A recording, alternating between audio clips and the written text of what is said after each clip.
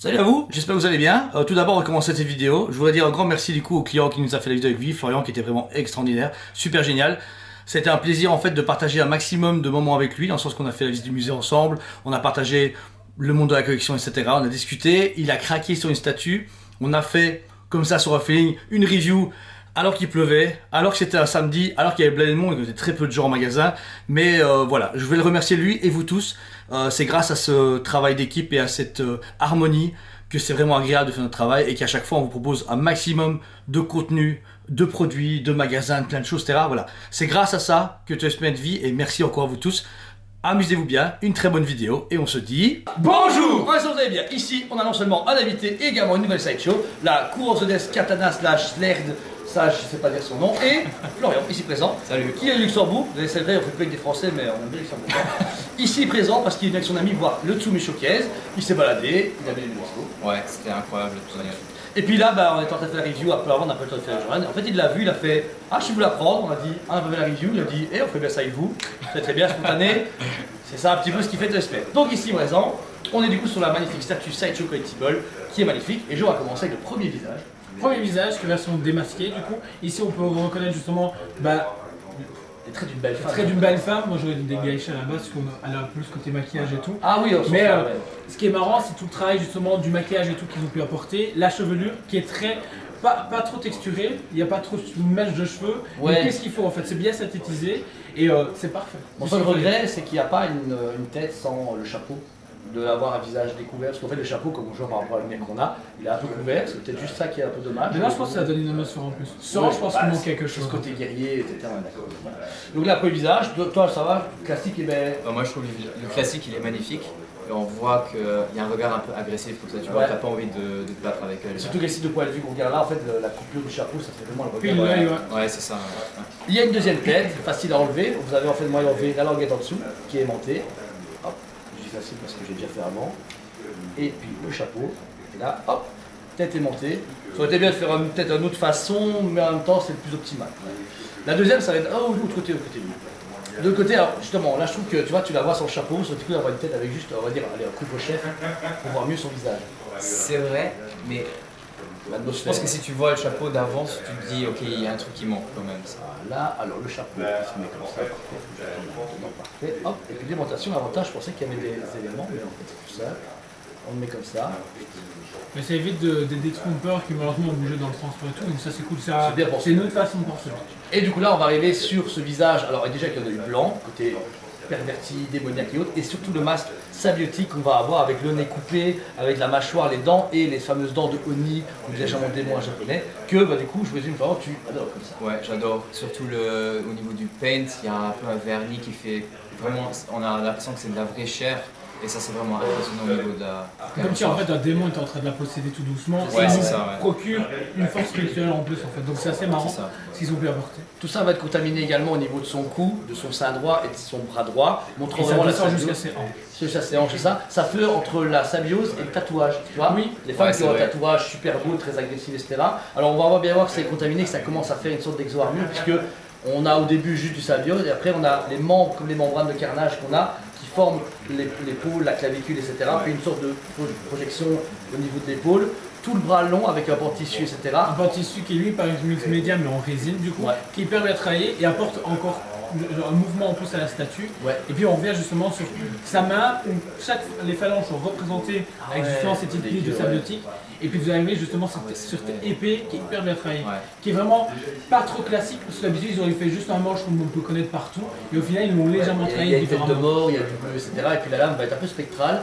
Mais en plus comme Inosuke dans Demon Slayer, où il l'a récuré comme un taré, et puis elle a moussé du coup. Tu vois qu'elle a servi la lame. Ouais c'est ça, mais qu'elle a un peu brisé par le temps, comme les spectres qui ont des armes pétées et autres dans les Séance Anneaux. Et puis il a représenté justement cette petite style d'âme, c'est le détail qui tue et qui suffit amplement à faire plaisir. Ensuite mon cher Florian, on a du coup côté gauche, le reste de l'armure et le bras gauche. Exactement, il y a le reste de l'armure et si on regarde les textures, c'est vraiment, il y a un gros mélange de textures.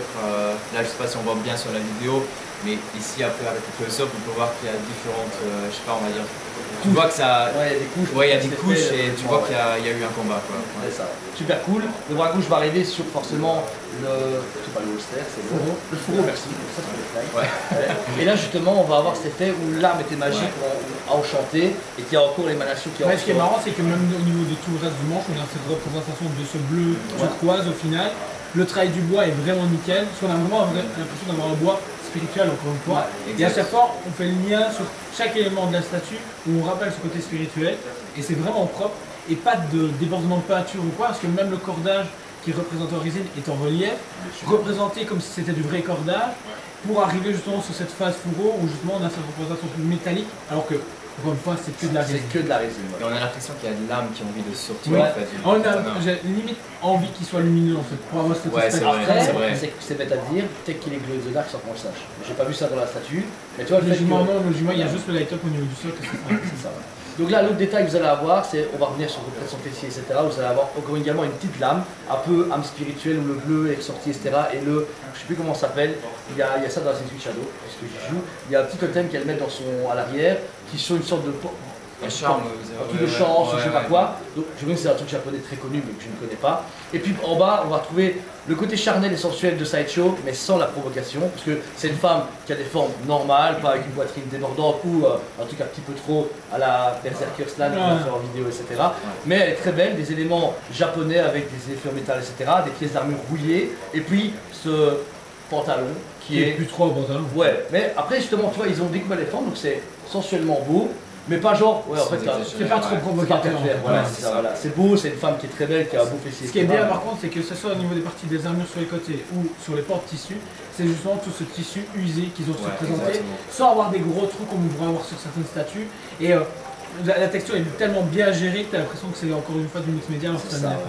Et ça, à ce niveau-là, on peut rien leur reprocher. Je trouve qu'il y a tellement eu un level up chez Sideshow au niveau de texture, au niveau painting, qu'on a presque plus rien à leur dire. C'est surtout le grain de la peau. Tu vois vraiment que le paint, il y a plusieurs couches qui donnent vraiment un beau grain. Un peu granuleux. Aussi pour la musculature, en fait, tu vois qu'il y a un peu de shading, un peu très léger. C'est super beau. Ensuite, on va aller sur le socle. On a ce faux pont japonais qui commence à se détériorer ou apparaître. On va savoir, on dirait un pont des âmes où elle ressort de l'enfer ou de quoi que ce soit et où l'énergie va arriver. Mais justement, c'est marrant, c'est que le pont déjà en bois est super beau. Très accentué sur l'usure, le vieux bois, etc. usé, mais en gardant ce côté très ancestral japonais avec un serpent métallique qui entoure. Comme on va dans le restaurant japonais, chinois et tout, mais plus médial fantastique. Super beau, le travail encore une fois, et on retrouve ces alcôves bleutées, montrant encore ce côté, encore une fois, esprit outre-tombe et haute, c'est super beau. Le bois est génial, pas trop grand, pas trop petit, comme c'est un ménage petit, ils n'ont pas fait un seuil XXL à la Batman Superman. Ils sont restés dans les proportions pour que ce soit correct et cassable, parce qu'on n'a pas tous des châteaux. Et ensuite on va arriver sur le travail du bleu, qui est une trace comme si quand elle marche, les esprits la suivent. Mais la suivre est comme si elle était en train de brûler en fait. Oui, c'est ça. Tu vois, on a l'impression comme si effectivement tout était en train de se détériorer, et je trouve ça hyper bien fait parce que limite, je sais pas si c'est de la rétine translucide ou pas, mais tu as l'impression que tu peux voir à travers. Ouais, c'est ça. Bon, le light-up, malheureusement, elle s'allume, mais vous le verrez du coup ici en détail, filmé au magasin, parce que là, avec l'éclairage, la pluie, les gens et tout, et Florian n'aime pas trop le noir et la peur, ben, on allumera ça au magasin, mais vous verrez le détail, on va pas vous montrer ici. Mais on a vu en photo, c'est super beau, c'est bien fait, et ça apporte un plus à la statue, mais sans elle, c'est pas. Mais ça explique le prix. À base de Call of Duty, on est plus ou moins à 650, 600, ouais, c'est ça, voilà. Et là, arrivé à 789,90.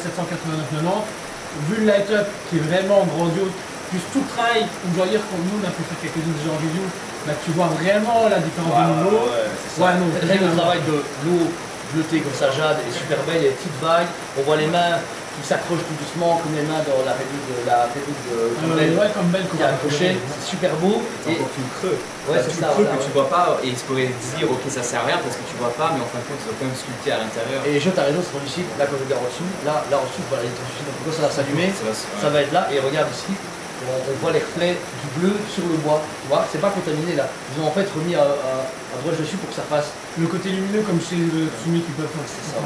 Et ensuite, mon cher Florent, on a une belle racine toute belle, tout bois, tout magnifique. Ouais, Qui vont faire la résistance. un beau bois aussi avec un peu de bleu quand même pour garder l'atmosphère. Ça fait un peu justement forêt enchantée en fait. Ouais, c'est ça. Ouais. Donc il y a bien quelque chose de bien, sauf qu'Alice va trop cher et elle.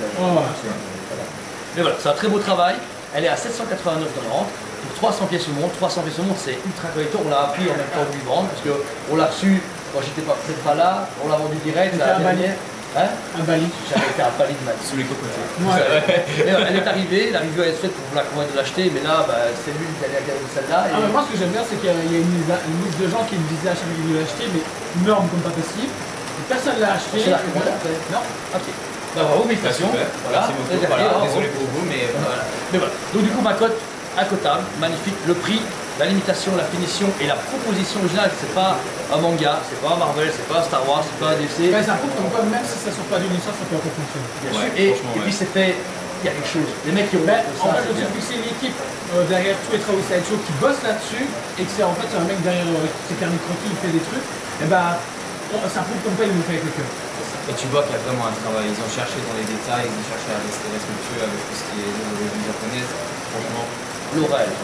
Et toi, la petite cote Incroyable. Franchement, 800 € en trop. Ah ouais. Bah lui, il les a, c'est trop bien. Et du coup, je pense que toi, c'est magnifique. Bah, moi, 12 sur 10, c'est de la merde. Ouais. Pourquoi?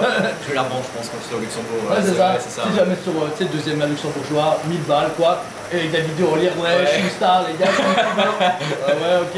Donc voilà. Donc n'hésitez pas du coup à nous commenter la vidéo. Si vous avez des questions, n'hésitez pas à les poser. On est là pour du Sideshow et beaucoup d'autres fabricants. Et si vous passez par là et vous craquez au musée et que par hasard on est dispo et qu'il pleut pas trop fort, vous êtes là en review. Donc voilà, t'es bien amusé, c'était cool. Incroyable. Voilà. Incroyable. C'est ça comme ça que ça marche, Spec. On est sincère, on fait n'importe quoi, mais ça marche toujours. Voilà. Encore une fois, on vous aime beaucoup et on vous dit à très bientôt. On vous aime beaucoup et on vous dit à très bientôt.